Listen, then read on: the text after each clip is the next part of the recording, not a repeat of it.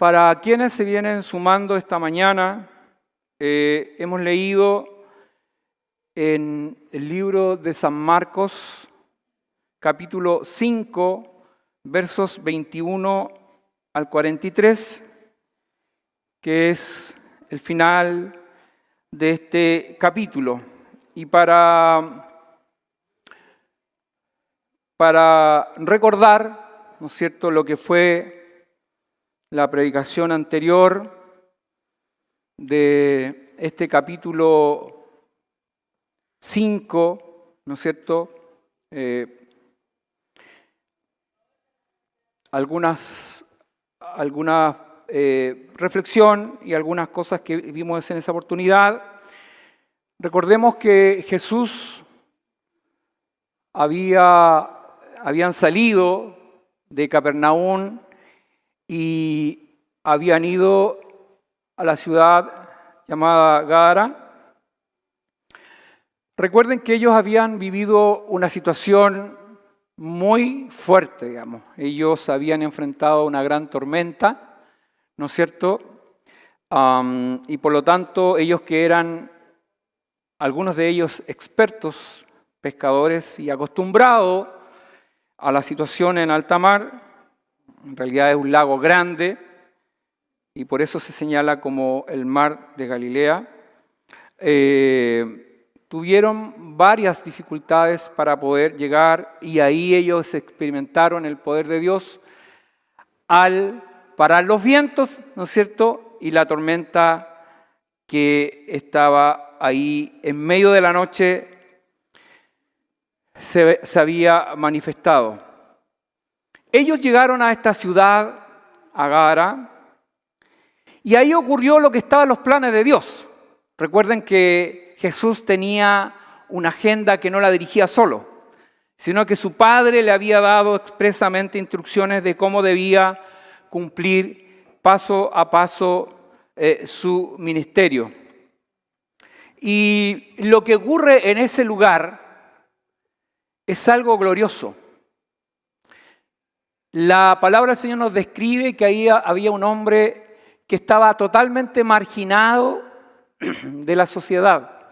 Era un hombre que tenía muchos demonios y por lo tanto era tan terrible como lo describe la Biblia, es que este hombre tenía fuerzas que nadie las podía controlar. Se hería el cuerpo, ¿no es cierto?, y vivía en los lugares donde estaban las tumbas, ¿no es cierto? En ese lugar pareciera que él buscaba refugio. Y por lo tanto, si ustedes piensan la condición de ese hombre, era imposible reinsertarse en su familia y en la sociedad. Totalmente imposible. No había nadie de partida que pudiera sujetar sus fuerzas y tampoco asistirlo de manera clínica.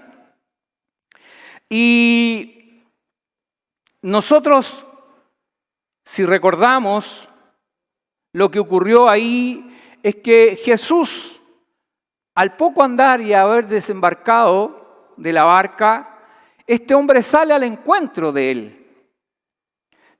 Y se presenta como una bipolaridad en él, porque por un lado, al parecer manifiesta una necesidad de ayuda, pero por otro lado los demonios que están en él hablan por él, ¿no es cierto? Nosotros podemos recordar lo que relata entonces y lo que fue la predicación en esa oportunidad. Si alguien no la ha visto puede buscarla en YouTube, ahí está la exposición de nuestro hermano Carlos Mena. Fíjense que si la ciudad estaba tan alterada por la situación de este hombre, le tenían miedo, dice, lo que uno hubiera esperado es que este hecho hubiera ocupado las portadas en la ciudad, ¿no? Hubiera sido la noticia del momento, de un impacto extraordinario por lo que ahí había ocurrido. Pero ¿qué pasa? Recuerden que esta era una ciudad, eran gentiles.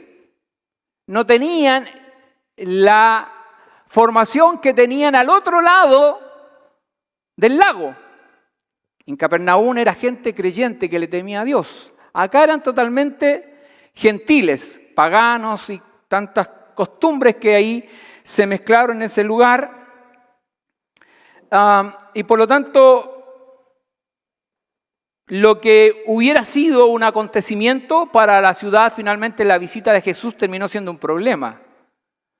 Tanto así, ¿no es cierto?, que le pidieron que se fuera. Le pidieron que se fuera. Y uno podría pensar y decir, bueno, ¿para qué tanto esfuerzo? ¿Para qué vientos y tormentas? Para llegar a ese lugar por uno. Pero la palabra del Señor nos enseña que el alma del ser humano no tiene precio ni valor tangible. Eso dice la palabra del Señor. El alma de un ser humano vale más que todos los tesoros de este mundo. Por lo tanto, no es que el plan de Jesús había fracasado, sino que Jesús sabía perfectamente lo que iba a ocurrir en ese lugar. Por lo tanto, lo que ocurre ahí, no tan solamente un endemoniado es liberado, sino que es un alma para el reino de Dios.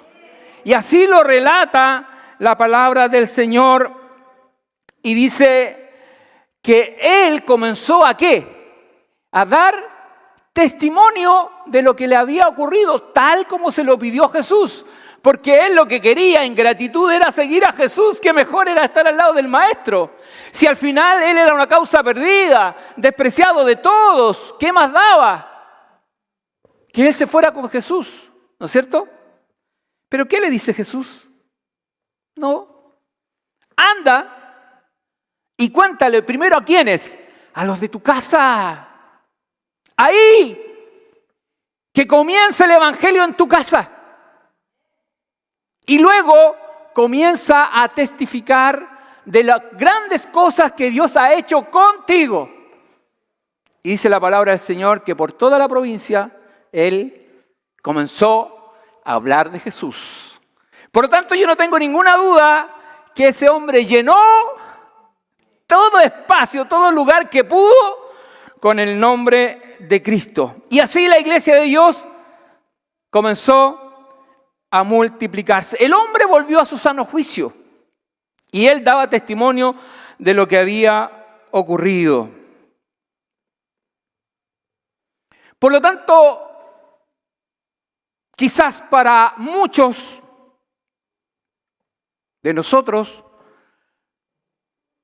o para nuestra sociedad, alguna persona en una situación de esclavitud, en una situación donde los vicios lo tienen atrapado, podría ser una causa perdida, ¿sí? Podría ser una causa perdida, pero para él no. Jesús tiene misericordia y Él es capaz de cortar cadenas, de cortar todo yugo para que las personas sean libres de la opresión de Satanás, de espíritu inmundo. Así es que cuando Jesús quiere extender su misericordia, no hay nada ni nadie que lo impida. No hay tormenta, no hay marea, no hay nada que impida que Jesús llegue donde tiene que llegar. Y aunque para nosotros parezca imposible, como parecía la tormenta en que estaban los discípulos, para el Señor fue tan simple como levantar su voz y detener los vientos y parar la tormenta.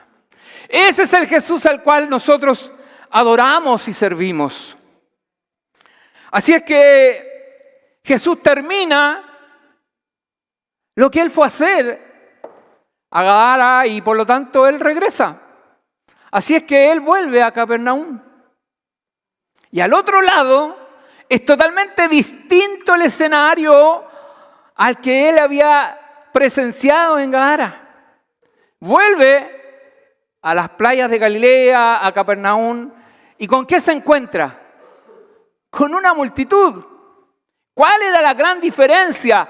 Es que de este otro lado, la ley de Moisés, las enseñanzas y el temor a Dios era parte de la cultura. Si bien es cierto, habían cosas que ellos tenían que recibir, tenían que cambiar, y el Evangelio venía a transformar y cambiar sus vidas, había algo que nos llevaba ventaja o les llevaba ventaja, porque eran personas que de alguna manera eran temerosos de Dios. Habían sinagogas por todos lados. Recuerden que Jesús había estado en Capernaum en varias sinagogas y lo habían echado. Así es que en estos relatos nosotros nos vamos a encontrar con 4 elementos adversos para el hombre, para el ser humano, y contra los cuales el ser humano es impotente, es incapaz. Así lo relata la palabra del Señor. Y vimos 2 casos ya, las fuerzas hostiles y peligrosas de la naturaleza. Una, que el hombre frente a eso no tiene nada que hacer. Por mucha autoridad que sea, por mucho ministro y presidente y todo lo demás, las tormentas y los vientos no le van a obedecer. Amén.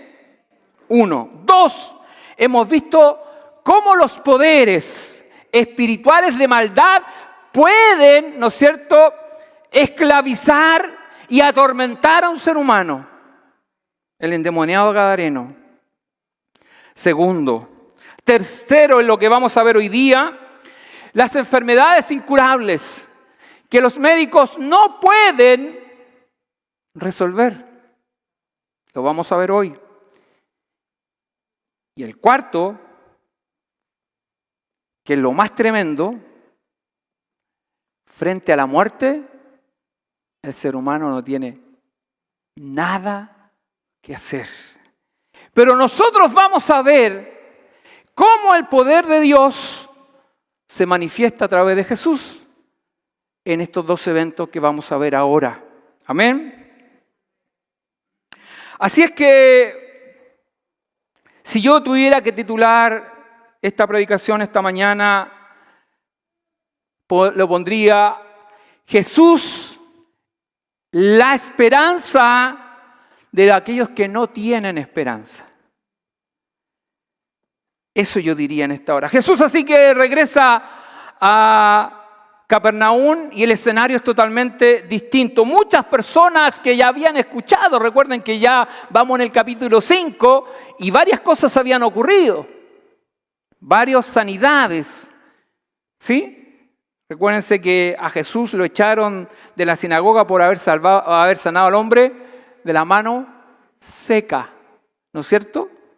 Los fariseos se confabularon con los herodianos para, ¿no es cierto?, seguirlo y de alguna manera matarlo. Así que Jesús está un poco retirado de esos lugares, ¿no es cierto? Pero aquí el escenario es totalmente distinto. La gente quería oírlo y tenía fe que él podía sanar. Y aquí nos encontramos con una situación tremenda. Jairo, recuerden que era uno de los principales de la sinagoga. Estamos hablando, ¿no es cierto?, de Capernaum, donde al Señor lo habían echado. Y él, que había visto, lo más probable que había visto la sanidad del hombre en el templo, había escuchado del paralítico, ¿no es cierto?, que lo metieron por el techo y Jesús lo salva y él comienza a caminar y dar testimonio. Así que viene porque Jairo está con una aflicción tremenda. Su hija está agonizando. ¿Cuál es el dolor de un padre cuando ve a un hijo enfermo? Quebrado totalmente, impotente, incapaz de resolver eso. Así estaba Jairo, uno de los principales de la sinagoga que tenía toda la autoridad. Pero nada de su autoridad podía cambiar el escenario en el que se encontraba su hija. Así es que él viene a Jesús. ¿Y qué hace? Cae rendido a sus pies. Rendido a los pies de Cristo, apelando solamente a su misericordia. La actitud de Jesús fue una actitud distante. ¿Tú me corriste de la sinagoga? No. La actitud de Jesús fue una actitud de amor, de misericordia. Y por lo tanto, él, conociendo el dolor de Jairo y sabiendo que su padre ya le había dado, ¿no es cierto?, instrucción acerca de esto, Jesús sin dudarlo accede a la petición de Jairo y va pronto al lugar. Los que estaban ahí habían escuchado lo que Jairo estaba pidiendo y por lo tanto muchos de esos eran curiosos, ¿no es cierto?, porque los hay. Y otros estaban expectantes de lo que iba a pasar con lo que iba a hacer Jesús. Así es que, camino a la casa de Jairo, la multitud dice que comenzó a seguirlo. En medio del camino, Jairo, el tiempo corría para él, su hija agonizaba y lo único, imagino yo, que apuraba los pasos de Jesús, ¿no es cierto?, para llegar pronto a su casa. Jairo tenía fe que el Señor podía sanarlo. Pero Dios hace como quiere. ¿Cómo quiere? Recuerden que cuando la hija del centurión estaba enferma, él le dijo: Señor, yo tengo autoridad. Y cuando yo digo que alguien va, va. Por lo tanto, le dijo Jesús: solamente di la palabra. Tú tienes autoridad. Pues Jesús podría haberlo hecho así, ¿no? Pero no lo hizo así. Le dijo: Jairo, vamos a tu casa.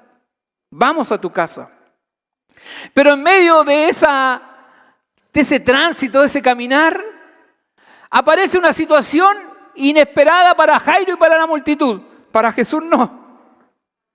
Jesús sabía lo que iba a pasar en el camino. Y relata la palabra del Señor que había una mujer, 12 años, con un flujo de sangre. Yo me imagino una anemia que se la estaba comiendo, porque los médicos no podían hacer nada, cada vez su situación era peor.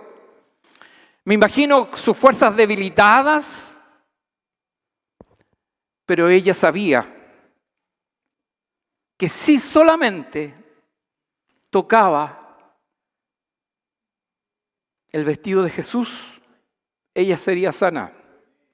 Esa era la fe que ella tenía. Dice la palabra del Señor que ella se abrió paso.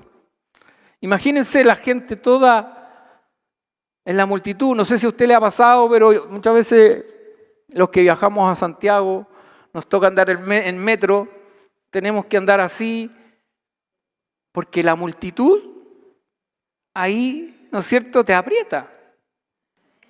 Y esta era la situación. Por lo tanto, la mujer debilitada sabía a lo que ella iba. Qué importante saber a lo que venimos a la casa del Señor. Ella dice que se abre paso en medio de la multitud, con poca fuerza, me imagino ya. Pero ella llega al lugar. Fíjese que hay algo importante en este acto, porque la ley de Moisés señalaba algo expresamente a la mujer cuando tenía flujo de sangre. ¿Sí? Abra su Biblia en Levíticos para que vayamos compartiendo la palabra del Señor, porque ella se está enfrentando también a la ley de Moisés con este acto. Dice Levíticos 15:19, dice: cuando la mujer tuviere flujo de sangre y su flujo fuere en su cuerpo, 7 días estará apartada. Y cualquiera que la tocare será inmundo hasta la noche. Y luego si usted lee el verso 25 del mismo Levíticos 15, dice, y la mujer, cuando siguiere el flujo de sangre por muchos días fuera del tiempo de su costumbre, lo que puede durar, ¿no es cierto?, la menstruación de la mujer, o cuando tuviere flujo de sangre más de su costumbre, todo el tiempo de su flujo será inmunda, como en los días de su costumbre. Eso es lo que decía la ley de Moisés. Por lo tanto, acercarse a Jesús, tocarlo a Él, significaba hacerlo inmundo. A las personas que ella iba tocando también inmundas, de acuerdo a la ley de Moisés. Por lo tanto, se encontraba con una situación ceremonial que para ella le jugaba en contra. Pero con todo eso, la mujer, me imagino yo, lo habrá pensado, Señor, si me acerco en silencio, si nadie se da cuenta, están todos pendientes de seguirlo a Él y caminar, así es que nadie quizás irá a percatarse de lo que yo voy a hacer, pero yo creo que voy a sanar. Se abre paso a la multitud y ella toca al maestro. Toca su vestido, ni siquiera lo agarró, sino que tocó su vestido. Y dice la palabra del Señor que inmediatamente ella fue sanada. ¡Qué glorioso! Pero esto no termina ahí. Jesús, que conoce todas las cosas, le hace la pregunta: ¿quién me ha tocado? ¿Quién me ha tocado? Había no sé cuántas personas a su alrededor, pero él sabía de una que había tocado, porque de él había salido ¿qué? Virtud, poder. Poder salió de mí, dice Jesús. Y él dice: ¿quién me ha tocado? Los discípulos, que ellos están juzgando la situación por los hechos, dice: pero Jesús, ¡qué pregunta tan estúpida! ¿Cómo se te ocurre hacer esa pregunta? Tú que eres el maestro.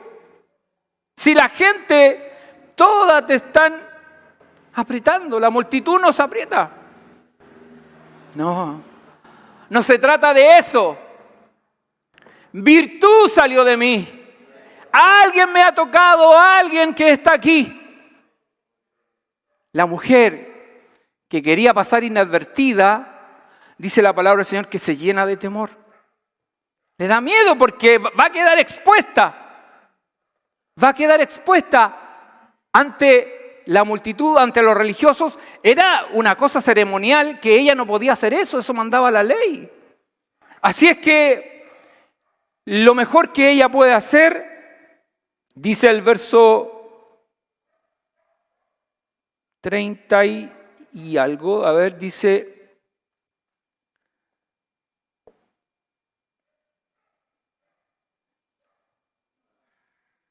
y ella en el verso 33, ahí está. Entonces dice la mujer, usted me puede seguir en la lectura, temiendo y temblando, sabiendo lo que en ella había sido hecho, vino y ¿qué? Y se postró delante de él y le dijo toda la verdad. No se guardó nada ante el Señor, confesó lo que había ocurrido. Ella había faltado a la ley, ¿no? ¿Sí? ¿Estamos de acuerdo con eso? Por lo tanto, estaba en falta ante ella.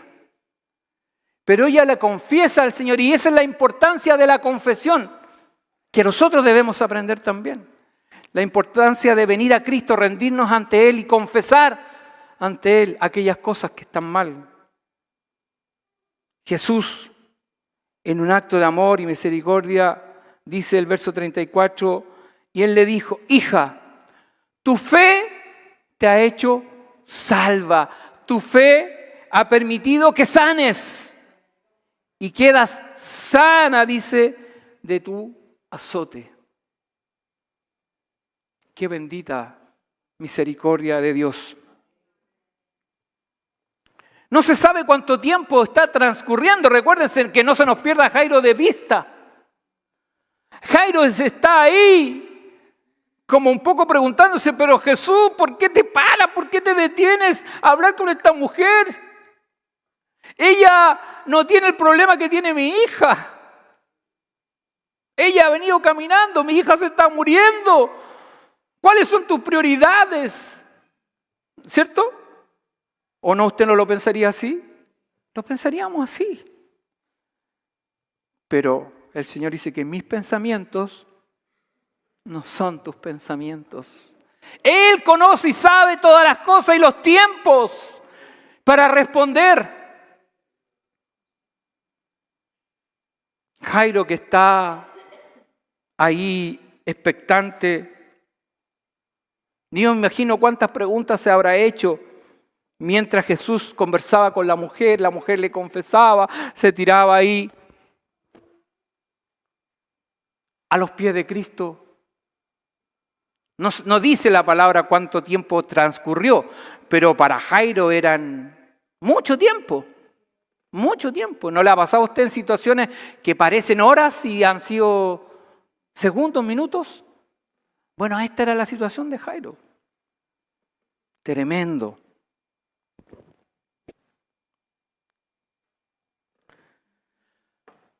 Pero aquí ocurre algo glorioso. Y en esto la palabra del Señor nos quiere decir que nunca perdamos la esperanza. Nunca perdamos la esperanza en Cristo. Quizás pueden pasar años, ¿sí? La mujer llevaba ¿cuántos años? 12 años. ¿Cuánto tiempo lleva tu petición? 5 años, 10 años, 12 años, 20 años. Nunca pierdas la esperanza que el Maestro llegará. El Maestro llegará. Él llegará.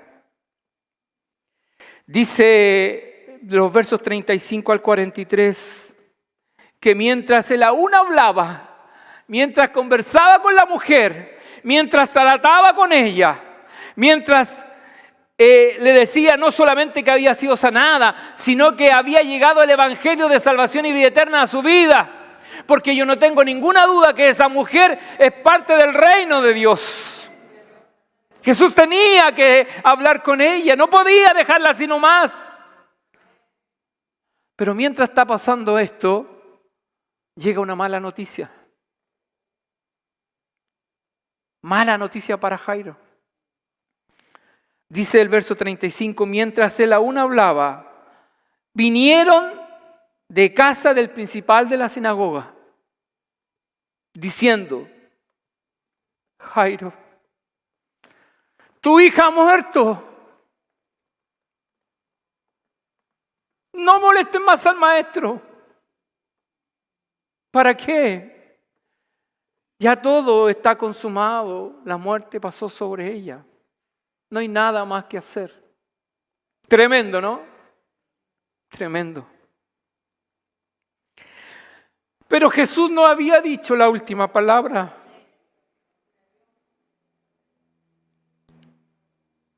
Tu hija ha muerto. ¿Para qué molestas al maestro? Jesús, ¿ve que a él no se le va nada? No se le escapa nada a Jesús. Mientras hablaba con ella, Jesús oye la noticia. Tenían toda la razón, no había nada más que hacer. Pero algo ocurre acá. Pero Jesús dice el verso 36, luego yo lo que se decía, dijo al principal de la sinagoga. Mire qué tremendo. ¿Qué le dijo? No temas, no temas, cree solamente, no temas. En medio de una situación adversa, terminada, dolorosa. Imagínense el corazón de Jairo. Era su pequeña de 12 años, probablemente era hija única. No lo relata la palabra del Señor, pero yo me imagino el dolor de él, haber perdido a su hija de 12 años. Si muchas veces cuando nuestros hijos están pasando una situación de dolor, de enfermedad, o cosas que nosotros vemos que han tomado un mal camino, ¿cómo sufre su corazón? Todos los días, toda la noche, Señor, ten misericordia. ¿Cierto? Jairo, su hija, había muerto. Tremendo. Pero Jesús, que está ahí, le dice, cree solamente. Cree solamente. Contra toda lógica, contra todo lo que racionalmente era así. Y Jesús termina su diálogo con la mujer sanada, salva, contenta. Me imagino la mujer se va feliz, ¿o no? Feliz, feliz, porque Cristo había salido a su camino. Pero hay otro que está sufriendo, que está llorando. Camino a su casa, me imagino yo que Jairo iba llorando con Jesús.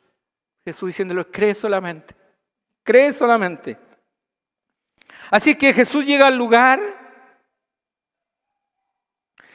y se encuentra con un panorama triste. Los judíos no pasan muchas horas como nosotros, que casi 48 horas velamos a muertos, ¿no es cierto? Ellos no. Es un rato después de la muerte y ya luego van a la tumba. Esa es la costumbre de ellos. Por lo tanto, ya había llegado toda la familia, estaban todos informados. Así que estaban todos llorando, tristes por los hechos. Pero Jesús, que conoce todas las cosas, nuevamente dice una frase que es irracional y lógica para el ser humano, ¿no? Jesús entra a la casa y se encuentra con este panorama y hace nuevamente una pregunta que pareciera una pregunta tonta, ¿sí? Aunque se dice que no hay preguntas tontas, pero que fuera de lugar, ¿no? Para el racional. Y dice, ¿por qué alborotáis y lloráis?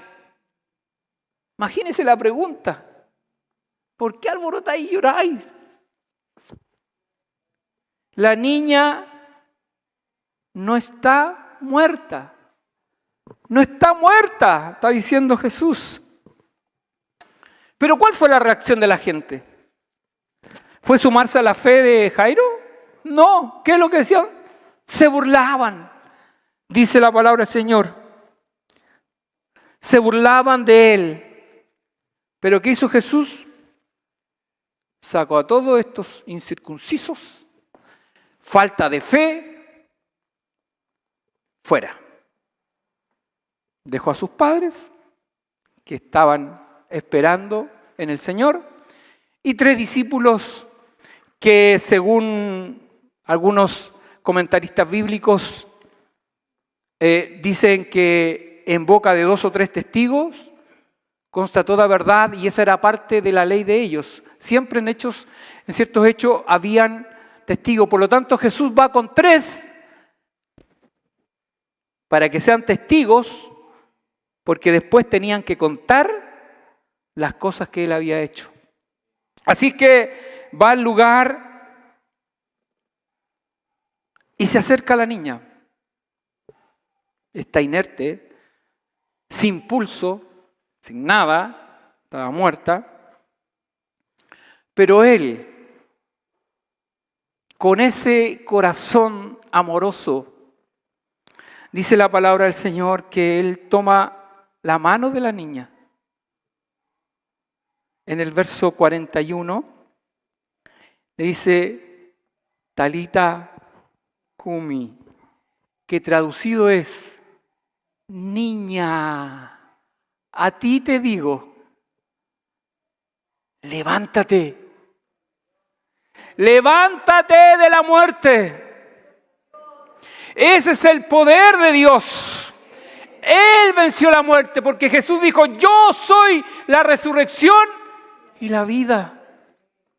Fueron las palabras que le dijo a Lázaro. Lázaro, ven fuera.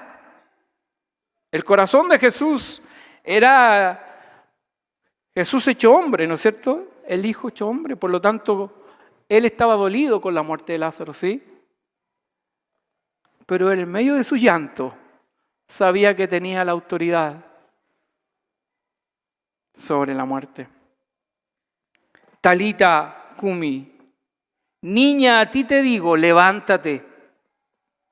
Dice la palabra del Señor que a la voz de Cristo la niña se levanta. Se levanta y como toda niña de 12 años comienza a caminar, a correr y desplazarse. Como que nunca había estado muerta. Fue tan impactante el hecho que la gente, dice el verso, que quedó espantada. ¿Quién es este? ¿Quién es este? Jairo, que yo creo que había recibido testimonio sin duda de que era el Hijo de Dios, lo más probable que le habrá dicho a la gente: este es el Hijo de Dios, el Mesías, el que tanto habíamos esperado. Yo me imagino que Jairo fue un predicador del Evangelio, porque Dios había mostrado su amor y misericordia con él, con su familia y mucho más con su hija. Lo imposible para el ser humano, para Dios es posible. ¿Sí? Para Dios es posible. Hay cosas que sin duda, que si uno lo examina y lo mira a la luz de nuestras capacidades, tienen una connotación de imposibilidad. Pero para Cristo, nada es imposible. Nada. Gloria al Señor que vive y reina para siempre. Para ir concluyendo. La mujer llevaba 12 años, fíjese, de flujo de sangre. La misma edad que tenía la hija de Jairo. Mientras ella comenzaba con una enfermedad que se transformaría en una enfermedad letal, comenzaba la vida en la hija de Jairo. Y llega un momento en la historia en que se cruzan estas dos mujeres. Una mujer con un flujo de sangre de 12 años y una niña de 12 años que enfrenta la muerte. Y en ambas situaciones, en ambas circunstancias, Jesús el Maestro está ahí. Y Él trajo la vida, Él trajo la sanidad, porque Jesús tiene toda la autoridad y todo el poder. Bendito sea el Señor que vive y reina para siempre. Cristo estuvo en ambos casos presente, trajo sanidad y trajo vida eterna. Por lo tanto, hermano, nunca pierdas la esperanza de que el Maestro sí puede llegar. Nunca pierdas la esperanza que el Señor puede hacer sanidad. Nunca pierda la esperanza que el Señor puede liberar a alguien que es esclavo del pecado, esclavo de los vicios, esclavo de espíritu inmundo. El Señor puede hacerlo. Él tiene toda la autoridad. Cuando estés frente a eso, a una situación que te aqueja, y escuches la palabra, ¿para qué molestas al Maestro? Si tu causa está perdida, tantos años, dalo por perdido, olvídate. Pero Jesús te está diciendo esta mañana: no temas, cree solamente porque el Señor puede hacer la obra, Él tiene el poder para hacerlo. Aunque pasen los años, aunque pase el tiempo, no pierdas la esperanza. Él está siempre presente. Quizás en los hombres hayan cesado los dones, como dice la palabra del Señor. Quizás ya no estén los dones en las personas, pero ¿qué importa si está Cristo? ¿Amén? ¿Qué importa si Él puede sanarte? Porque Él hace como Él quiere. Él usa a las personas solamente por misericordia. No, es que el poder, pastor, tiene que tener don de sanidad, si no el Señor no me sana. ¿Quién es el pastor? ¿Siervos inútiles? Somos, ¿cierto? Él es importante, Él es el que está presente. Ante Él tenemos que postrarnos, ante Él tenemos que poner de rodillas, inclinarnos ante el que vive y reina para siempre. Ese es el Dios al cual adoramos, el Dios al cual servimos. Bendito sea el Señor que vive y reina para siempre. Él lo dijo en Lucas capítulo 4, verso 18. Dice: el Espíritu del Señor está sobre mí, por cuanto me ha ungido para dar buenas nuevas a los pobres. Me ha enviado a sanar a los quebrantados de corazón, a prorrogar libertad a los cautivos, pregonar, libertad a los cautivos y vista a los ciegos, a poner en libertad a los oprimidos. Ese es el Señor al cual servimos, el Señor al cual adoramos. Él es poderoso para libertar de la esclavitud a aquellos que son esclavos del pecado. Leíamos y decíamos que las cosas que afectan al ser humano es incapaz, no tiene capacidad frente a todas las situaciones que la naturaleza nos impone. El hombre no tiene la capacidad de hacerlo, tampoco para gobernar el mundo de las tinieblas, las obras de maldad, tampoco el ser humano puede hacerlo, tampoco tiene autoridad y capacidad sobre esas enfermedades que son incurables, tampoco sobre la muerte, pero Cristo tiene toda la autoridad y Él vive y reina para siempre y su poder no ha cambiado. Seguimos creyendo en Él que vive y reina para siempre. El Espíritu de Jehová, el Señor está sobre mí, dice Isaías 61:1. Porque me ungió Jehová, me ha enviado a predicar buenas nuevas a los abatidos, a vendar a los quebrantados de corazón, a publicar libertad a los cautivos y a los presos, apertura de las cárceles. Bendito sea el Señor que vive y reina para siempre.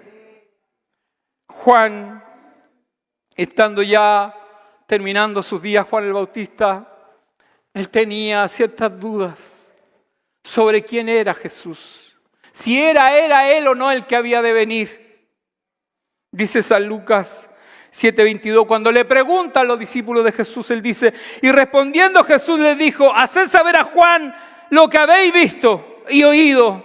Los ciegos ven, los cojos andan, los leprosos son limpiados, los sordos oyen, los muertos son resucitados y a los pobres le he anunciado el Evangelio. Este es el Dios al cual servimos, este es el Dios al cual adoramos. Bendito sea el Señor que vive y reina para siempre. Tu causa no está perdida, no está perdida. Preséntala ante el Señor, no te canses día tras día. Señor, aquí está mi caso. Señor, aquí está mi caso. Quizás un nieto, un hijo, una hermana, un hermano está atrapado por los vicios de este mundo, por la forma de vida que lleva este mundo, por cosas que lo tienen atrapado y para nosotros son imposibles. Pero no pierdas la esperanza. No perdamos la esperanza que el Señor puede llegar. Ese día puede llegar. Puede cruzar vientos y tempestades. Cruzar de un lado a otro solamente para extenderte su mano. Bendito sea el Señor que vive y reina para siempre.